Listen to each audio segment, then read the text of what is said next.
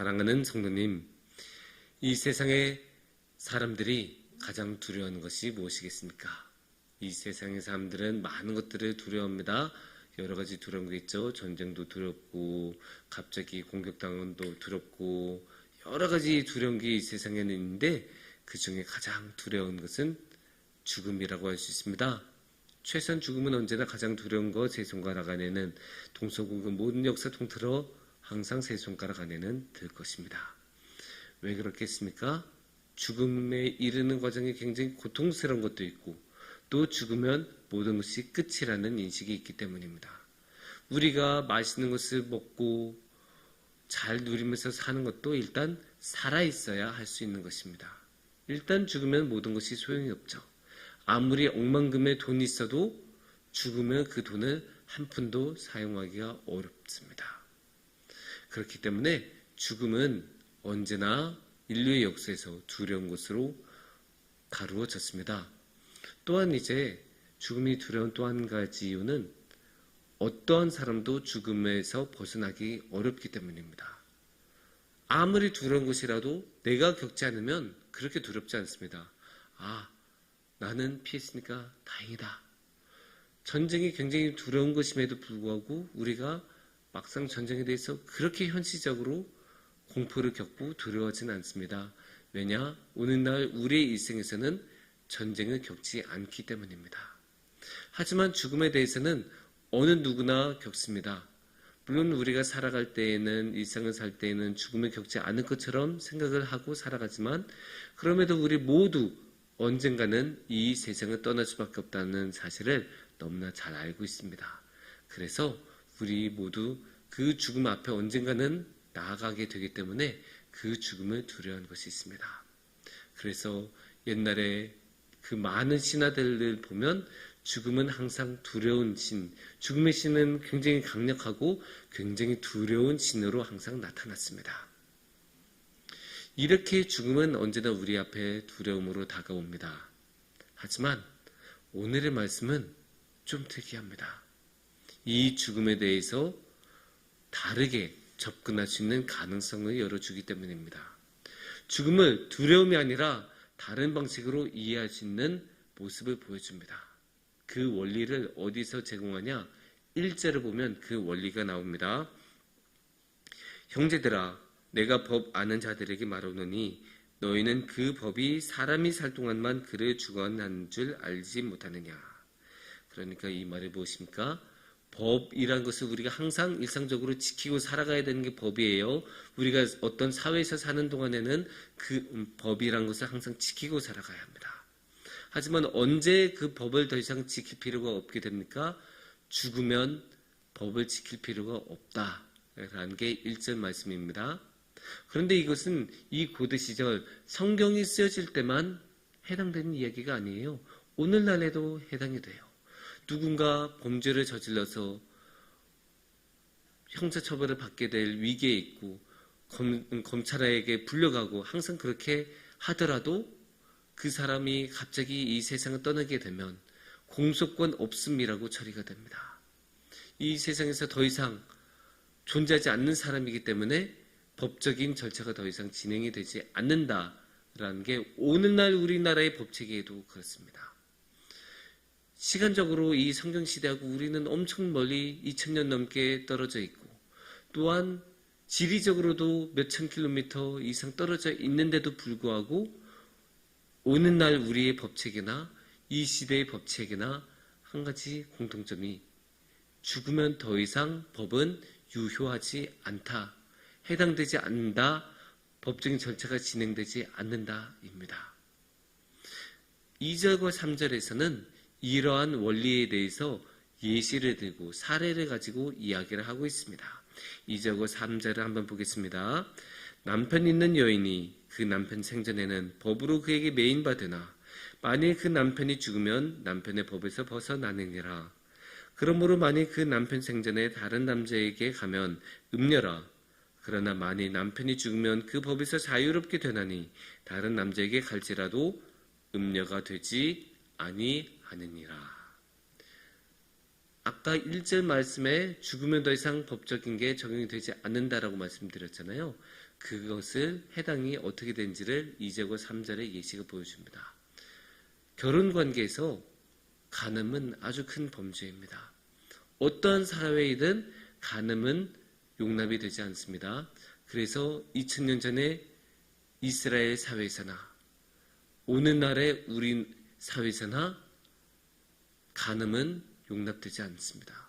물론 우리가 오늘날 우리 사회에서는 간음이 형사처벌이 되지 않는다라고 해도 민법으로 가면 간음은 아주 강력하게 불리하게 적용당하고 법적인 적용을 당합니다.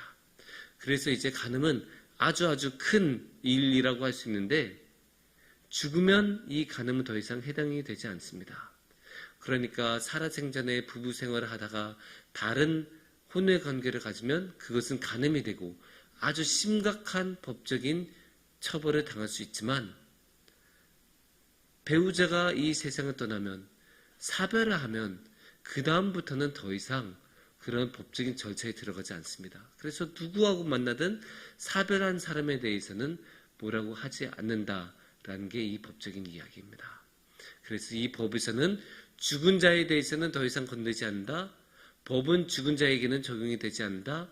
죽음은 이 법에 대해서 더 이상 건들지 않는다라는 게 이 1절과 2절과 3절의 말씀.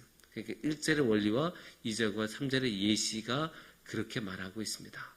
그러니까 이것을 어떻게 말할 수 있겠습니까? 죽음이 오면 법에서 자유롭게 된다. 그러면 이 원리를 신앙에 적용하면 어떻게 되겠습니까? 신앙에 적용하면 어떻게 우리는 결과를 맞이할까요? 6절에 그 결과가 나옵니다. 6절을 보시면 이제는 우리가 얽매였던 것에 대하여 죽었으므로 율법에서 벗어났으니 이러므로 우리가 영의 새로운 것으로 섬길 것이요 율법 조문에 묵은 것으로 아니할지라. 그러니까 무엇입니까? 이 죽음을 어디에 지금 적용하고 있습니까? 율법에 적용하고 있습니다. 그래서 우리가 이제 죽음이 왔으니 더 이상 율법에 얽매이지 않고 그러면 이제 어디에 이제 자유로워져서 어디로 갑니까? 이제 우리가 영의 새로운 것으로 섬길 것이다. 그러니까 율법에 매이지 않고 영의 새로운 것으로 간다. 우리가 이제 율법이라는 옛 배우자가 죽었으니까 더 이상 이 율법으로 하는 게 아니라 이제는 새로운 방식으로 이제는 영의 방식으로 하나님 앞으로 나아갈 수 있다. 그게 6절의 결론이에요. 그런데 이 6절의 결론의 근거가 어디서 나오냐? 5절에 나옵니다. 5절을 보시면 우리가 육신에 있을 때에는 율법으로 말미암는 죄의 정욕이 우리 지체 중에 역사하여 우리로 사망을 위하여 열매를 맺게 하였더니. 그러니까 왜 6절에서 그렇게 율법에서 벗어나는 것을 강조합니까? 율법이라는 게 죄의 연관이 되기 때문입니다. 그냥 율법 자체는 좋은 거죠. 그냥 율법 자체는 나쁜 게 아니에요. 하나님이 주신 것이니까 율법은 나쁜 게 될 수가 없어요. 하지만 우리가 육신에 있을 때, 살아있을 때 우리는 죄의 정욕에 매여 있어요. 우리 일상적으로 항상 겪는 일이잖아요. 우리는 죄를 항상 저지르고 많은 악행을 저지릅니다. 그래서 우리는 언제나 죄에 매여 있고 그 상태에서 우리는 율법에 얽매인 거예요. 죄된 우리, 정욕으로 가득 찬 우리가 율법에 매여 있는 것입니다. 그래서 율법은 이미 죄된 상태에서, 타락한 상태에서, 악한 상태에서 끌려다니는 게 율법의 상태예요. 그래서 우리가 이 죽으면 더 이상 이 율법에 또는 죄에 매인 바가 되지 않습니다. 그거를 오늘의 말씀에서 강조하는 거예요. 그러니까 쉽게 말하면 죽음은 죄에서 해방시킨다라는 뜻입니다. 오늘의 말씀을 보면 죽으면 더 이상 죄를 안 저지르게 되니까 더 이상 죄에 매인 바가 되지 않는다. 그래서 죽음은 죄에서 해방시킨다라는 게 오늘의 말씀의 아주 중요한 명제입니다. 이렇게 보면 죽음이란 게 아주 다르게 보이죠. 죽음을 항상 우리는 두려움으로 보고 죽음에 겪을 때 우리는 어떻게 될지 몰라서 불안하고 굉장히 두려운데 오늘의 말씀은 더 이상 죽음을 두렵고 불안한 것으로 보지 않고 무엇으로 봅니까? 해방시키는 것, 자유롭게 만드는 것, 죄에서 벗어나게 하는 것으로 그려내고 있습니다. 그런 면에서 오늘의 말씀은 굉장히 특이하고 다르다고 말씀을 드릴 수 있습니다. 그런데 제가 이렇게 말씀을 드렸다고 해서 오해하시면 안 됩니다. 죽음이 그러면 좋은 것이냐? 또 오늘의 말씀에서 그럼 죽음을 찬미하고 있느냐? 아닙니다. 그런 것은 아닙니다. 죽음을 통해서 자유로워진다고 하는데 그게 최종적인 게 아닙니다.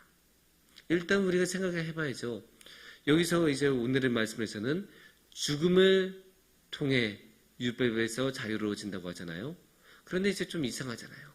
죽으면 이미 끝이고 죽으면 우리는 더 이상 우리의 삶이 없는 건데 어떻게 죽은 다음에 율법에서 자유로워집니까? 죽으면 이미 끝났는데 율법에서 자유로운 삶을 어떻게 누릴 수 있습니까?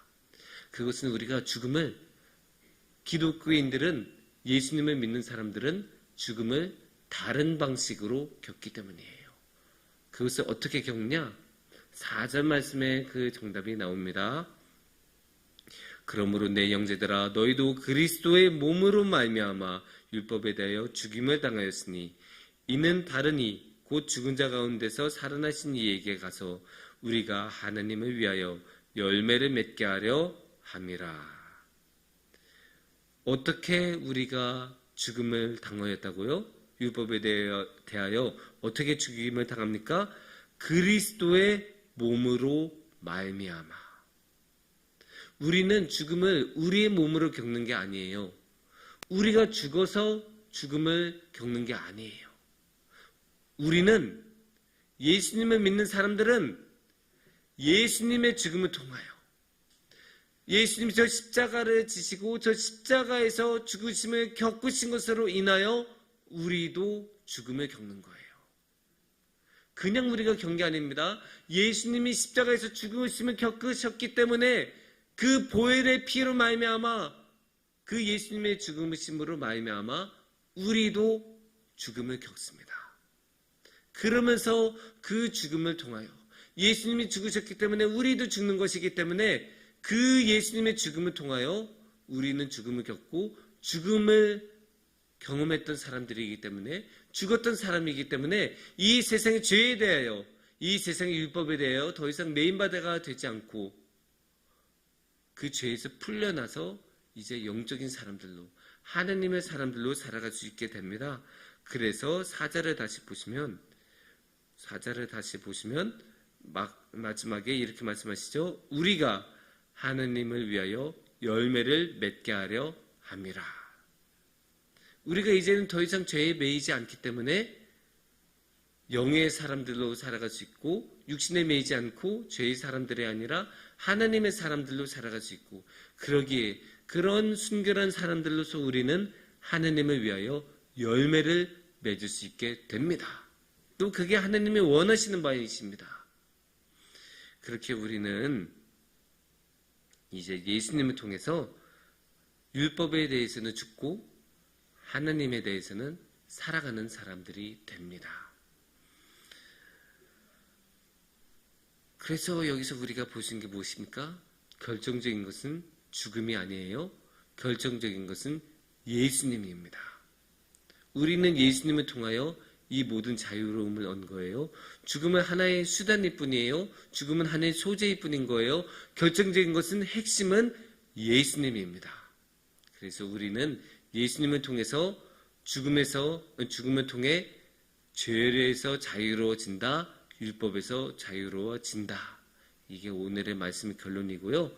그래서 우리가 이 말씀을 따라 죄에 매이지 않고 율법에 매이지 않고 하나님을 위하여 열매를 맺는 사람들, 오직 하나님을 위하여 살아가는 사람들이 되기를 축원합니다. 함께 기도하겠습니다.